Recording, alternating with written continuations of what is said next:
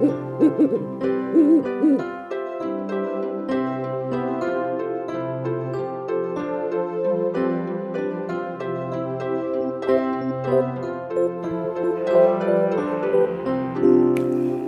accomplices. I'm Lynda Norman, and I'm a watercolor artist in the beautiful province of British Columbia. I'm glad you're here today. I was playing around the other day with a thought and came up with an idea on how to create eyeballs.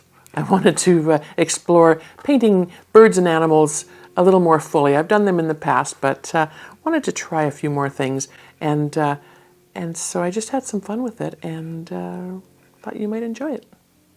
So earlier this week, I was at my paint group that I hang out with on Wednesday mornings, and I'm always inspired by the other people who paint in the group. There's oil painters and acrylic painters, mixed media painters. There's people who do all kinds of wonderful, wonderful things, and there are other watercolor artists as well, and we get to share ideas and techniques. So I went with an idea that I wanted to learn more about painting animals, especially the eyes, because someone told me that that's where you start.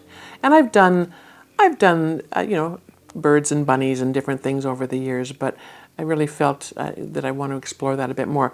So just got some ideas and spoke with a few other artists and came up with an idea on my own. One of the things that holds me back, and you may find this as well, is trying to get the eyes symmetrically placed on the body of whatever you're painting, and I really have a hard time with that. It's hard to make those spaces look very similar. And I know in life, half of our face is always different than the other half, and I'm sure the same is similar with animals. There may be a little bit of different coloring or different shape, perhaps. I'm not sure. I'll have to study animals a little more closely. But anyway, finding that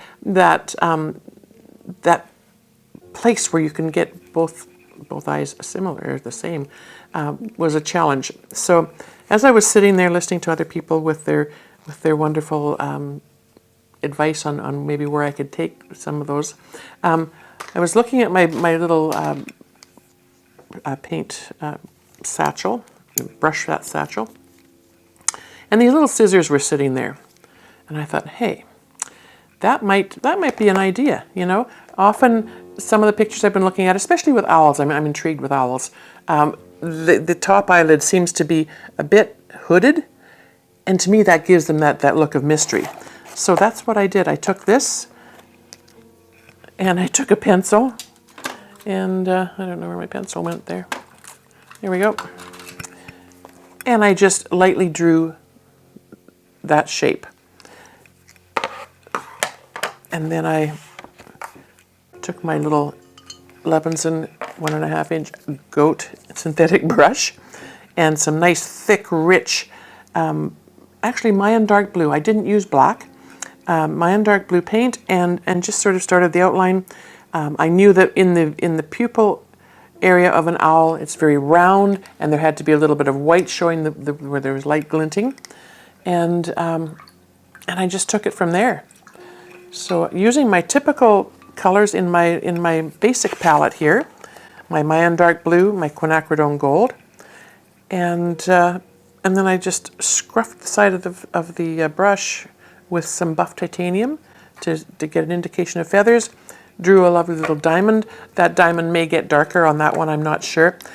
But I don't know, I kind of love the unfinishedness of it. I love that I can mount this onto a cradle board perhaps and varnish it, and it'll be kind of a unique version of an owl. So I thought we'd just quickly go through that again. I don't know that I'll make them the same orientation. I also wondered how that would work for making both eyes. I think with an owl, the eyes are pretty similar in their orientation on the face. So I'm just going to do that. It looks like a little pair of glasses. Oh, he's got it. He's cocking his head a little bit. That's okay. I'll do that. All right. So that's kind of all I wanted to do with those for a little template. As much as I don't paint by reference, I'm still kind of leery about getting things when I do want them to be a little more symmetrical. So I will just make the, I think in a lot of the photos that I've seen, if I've observed, the yellow part of the iris or the eyeball fills up pretty much that whole space. So I'm going to make this rounded part almost right to the edge. I might just add a bit more of the dark shading on the side. And then to give them that kind of mysterious look, I don't think I'm going to make the whole eyeball. I kind of like that it's only partially there. And this is the part I should have probably used a something else with circles on it to make that round part. But I'm going to just go with that for now. I can always round that out with my brush in a little bit. So here we go. I've wetted my palette. The Mayan Dark Blue is ready to go. I'm just barely touching the tip of my brush in there to start with, and I'm going to turn my page and just get. I'm painting wet on dry, which is again another thing that I don't often do. So I want to make sure that my paint on my brush, my load from the palette, is wet enough that it's going to flow on this page. And we'll just give that a little bit of an outline. I'm glad you're here with me on this because I might need lots of moral support on this one. It's going to be a bit of a challenge maybe, but this is how we learn, right? Who knows? In a year's time, I might be an okay owl painter. You just never know. Now I want to remember to keep the white of the pupil for that reflection. I can always go in afterwards, I suppose, and add a bit of white. I'm not sure that that would be quite as effective, but it might if I mess it up. So I want to keep in mind. Let's say that the light for this purposes is coming from the left side. So I'm just going to make sure my paint is wet enough. I'm just going to leave just a spot there, and as you know, I very often paint wet on wet, so this wet on dry is a new process for me. And that white spot does not have to be a complete, perfect shape of any kind. It just needs to be a bit of indication that there's some light coming in that side and reflecting off the sheen of the iris, or the pupil rather. Now this may come out looking like a cartoon. We won't know till we get there, right?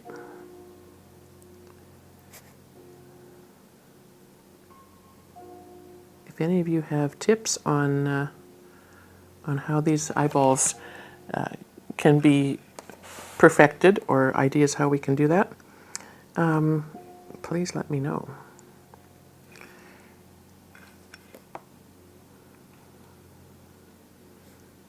Now, I think that white piece has to be a little further on that side. Maybe we'll make this one a little bit of an angle. I'm not well versed in perspective. My husband tells me that all the time. My paintings are often a little wonky, but I don't normally let that bother me. I figure, especially for these little owl guys, it's gonna add character, right? I was thinking of calling this series something really fun and funky.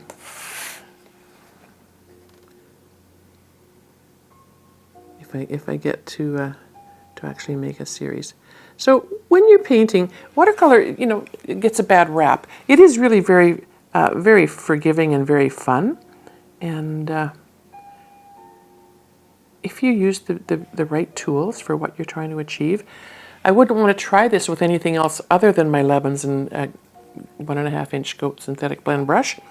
And you know, I love this brush so much, and I had a viewer admonish me about talking about it so much, but I love it, and I will talk about it because if you get a chance to try it, I hope you do. It is really a game changer.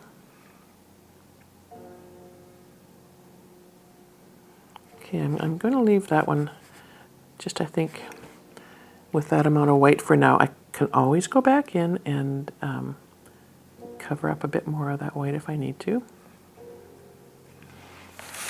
Well,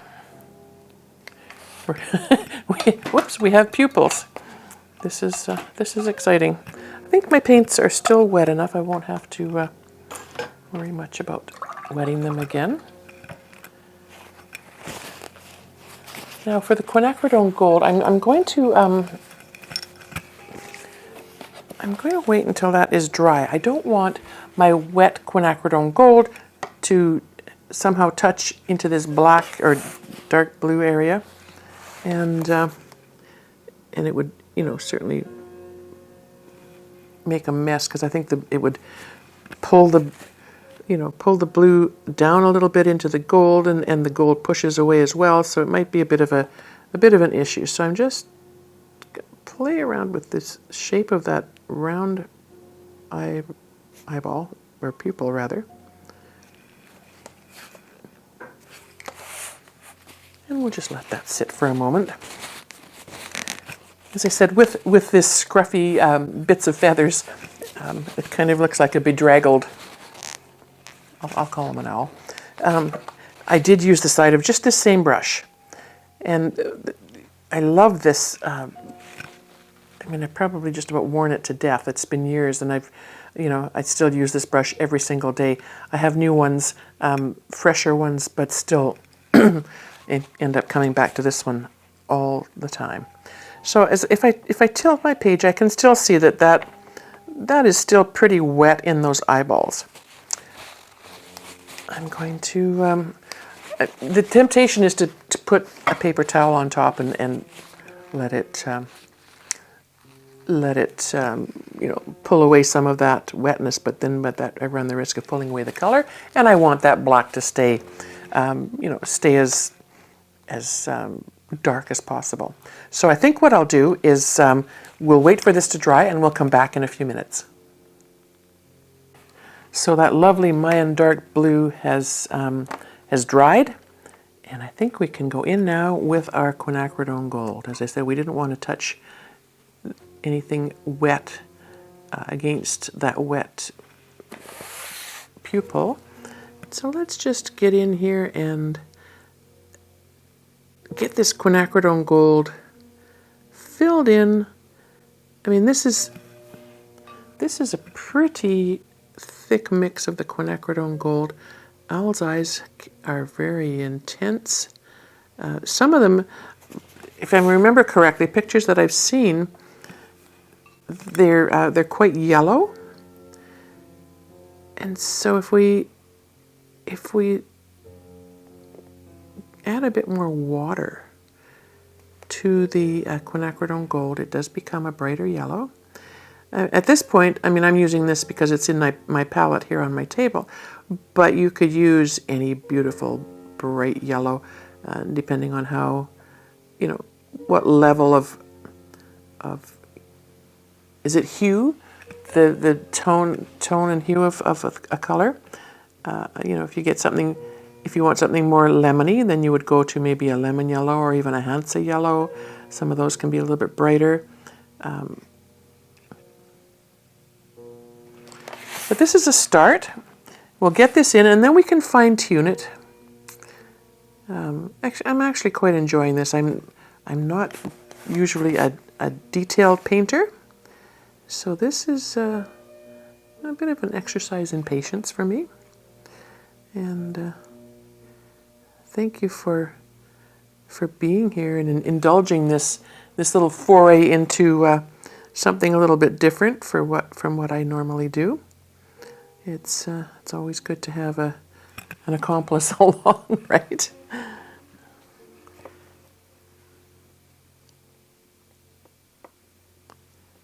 We've got some spring right now while we're filming, and so we've got some beautiful art shows coming up in the next little while. Things are opening up for markets and things. I have an in-person 2-day workshop coming up at the end of April, and it's going to be right in the heart of our beautiful district where our farmers market is, and I'm excited about that. I think we might even take a little foray out from the art table and take in some of the farmers market things to maybe bring back some ideas to paint. Now, I did touch my brush right there with a little bit of the blue earlier, and I can see where it's going to leave a bit of a dark spot, but that's okay. We'll call it a shadow. Can't put a bird in this one, so we have to go with what's there, right? And just add a bit more color into that part there. And as I look at it, as we go further, I mean, I can always go in and round that pupil even a bit more, or around the edges a bit more, depending on how I want to see that come together. But for now, with the eyeballs in place, we can start just quickly going with, as I said, the side of the brush. And I think, oh yeah, I'm going to use some buff titanium. I don't have any white in my palette, and I could go dig some up somewhere, but I just want to try the buff titanium. It's a light enough color. It's opaque. It's going to give a different dimension to the appearance of the feathers. And with this little guy, I did kind of outbursts of feathers around the eyes, and I think I can do that as long as I don't go in there and touch that gold. And I'm just with the side of this brush. It's just so luscious and lovely that I can just quickly give those little flicks out.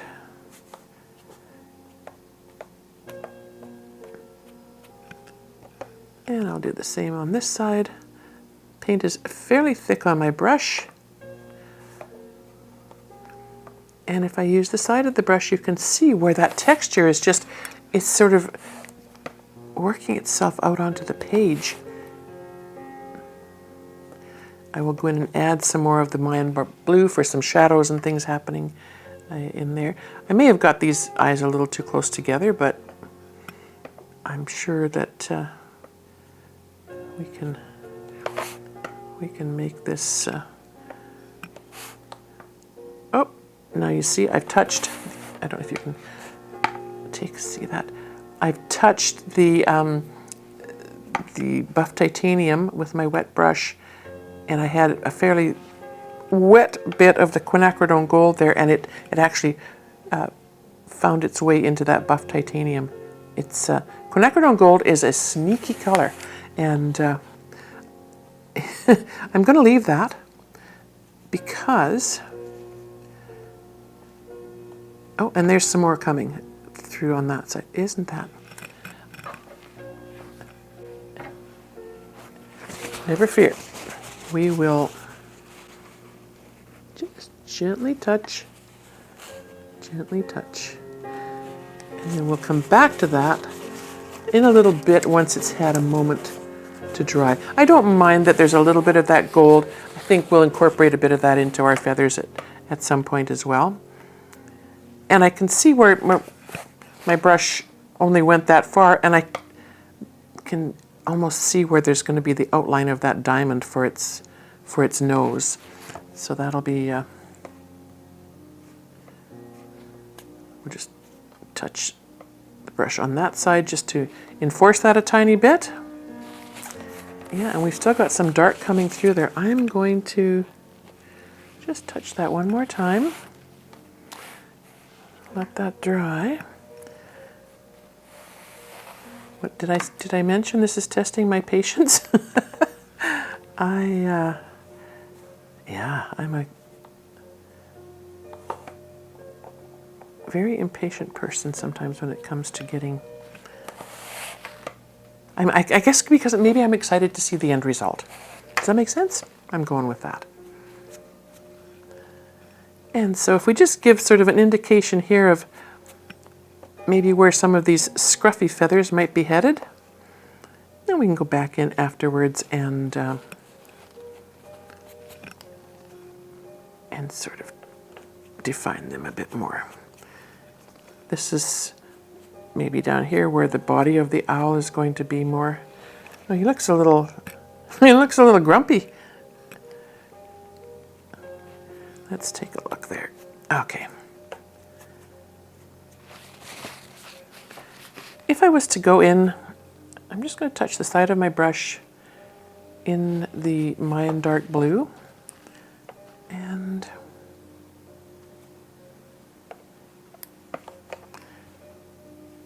just here and there.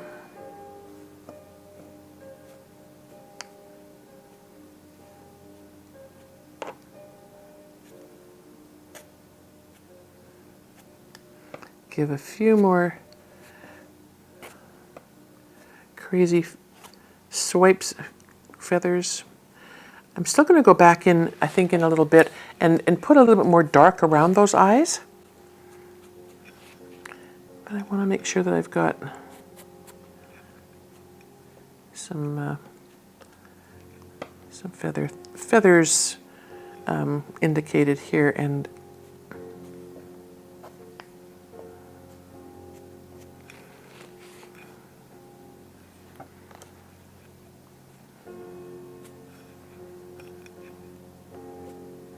so this will be sort of like an abstract owl, right?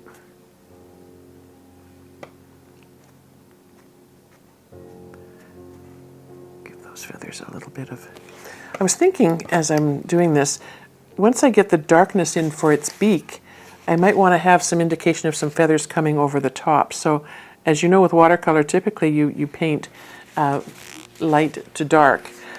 So I'm going to have to think about how I'm going to come in with those feather wisps, and that might be maybe a bit of P.H. Martin's Bleed Proof White with a very fine tip of my brush, just to indicate some wispy little bits there.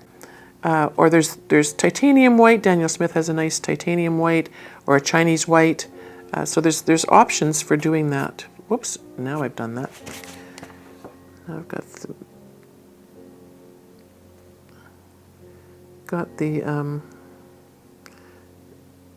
that diamondy shape for this beak. And I'm going to take a little bit of the white and try to spread that out a tiny bit more.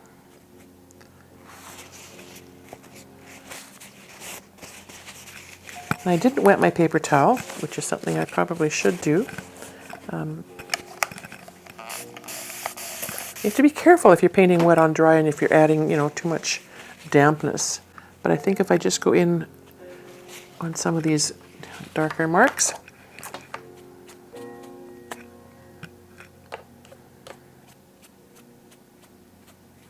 and then we'll just sort of indicate perhaps the shape of a body of the owl here.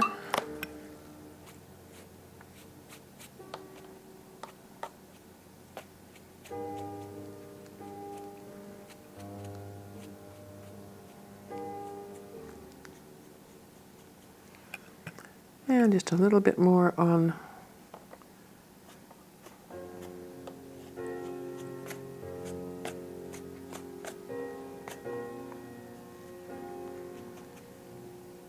the edges of the eyes.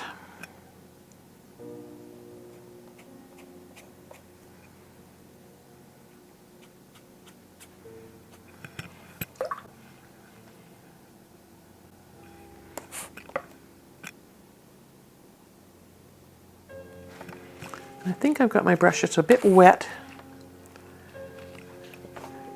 for making anything too specific here. With these fine-tipped brushes, whether you're using this Levinson 1.5 inch goat hair synthetic blend, or whether you're using your rigger brush or any other fine-tipped brush, even some quill brushes are beautiful because they have the nice belly of the brush, but then they come to a nice fine tip. You can use them almost like a pen, especially if you're painting wet on dry, right? And so you can shape these forms as long as you're doing it, like I say, wet onto dry. And this might be a bit wet on the edges from where I put those. This is a bit wet over here. I'll try that a bit. Because, as I said, I'm impatient and I want this to come together pretty quickly here. And the nice thing about painting something like this nice and loose is that you have artistic license to make, you can make the eyes as big and round or squinty as you want. You can make the beak as big and curved as you want. And like I say, I think if I cover some of that beak with some light afterwards. So if I'm this guy's making me laugh. I'm just adding water here just to bring down the this body of this poor little owl. I want to give him he looks quite undignified, so I don't know if I can help him with that, but I do like how this, the Mayan dark blue is just kind of working its way down. It's almost like a little vignette happening here, and he's kind of a fun little creature. Like I say, I'm going to have to come up with a name for, because I think I'm going to do more of these. They're just a lot of fun. And this is right now. This little guy looks a little worried, but we'll see where he goes.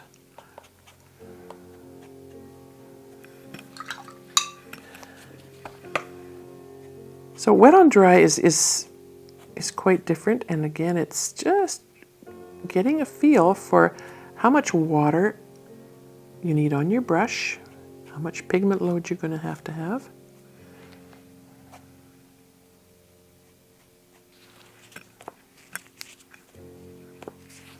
And I'll go from there.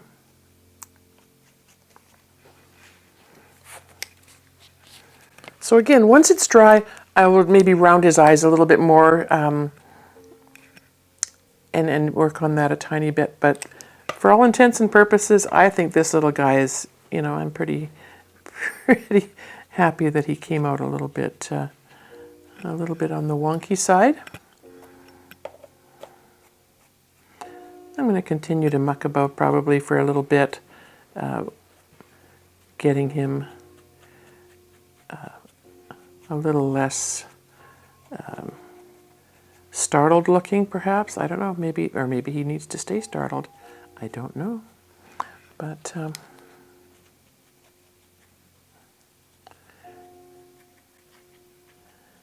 if you come up with a name for this fellow, put it in the comments. I would like to hear your interpretations of that. Anyway, something lighthearted, something fun. I'm so happy that you were here with me to share this time playing around, exploring something a little bit new.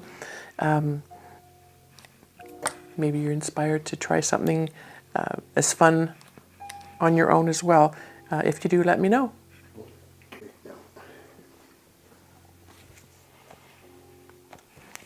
All right.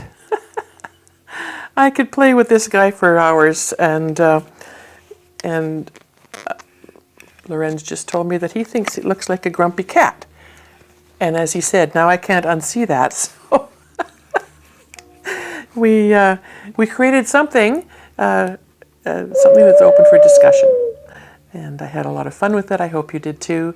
Glad you were here with me to go through this little bit of creation. And yeah, if you like what you've seen, I invite you to subscribe to my channel, visit my website, or head on over to our members area.